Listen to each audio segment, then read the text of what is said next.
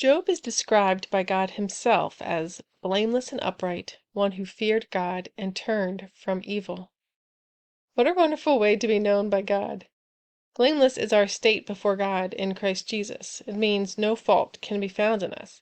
He is able to present us blameless before God because of his blood, and he lives to make intercession for us to save us to the uttermost. I'm referencing there Jude 1:24 and Hebrews 7:25.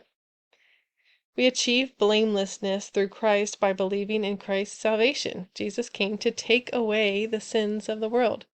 Through faith, we believe that Jesus' death paid our sin debt, and we believe that our body of sinful flesh is crucified with Christ, and we're raised to new life in Christ by the Spirit dwelling in us.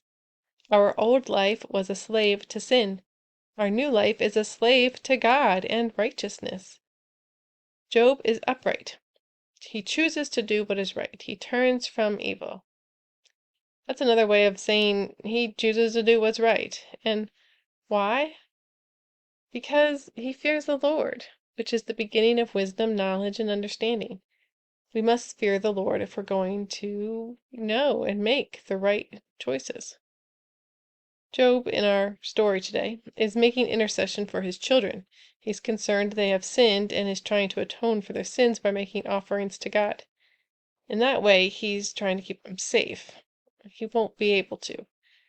Job isn't just blameless and upright, but he's described as the greatest of all. That means he's the wealthiest. He has 10 children, 7 sons, and thousands of animals, and very many servants. He was great in the eyes of God and man. It reminds me of how Jesus grew in wisdom and stature, and in favor with God and man. In that way, we can see Jesus in the Job story. Let's hold that thought as we continue on in his story.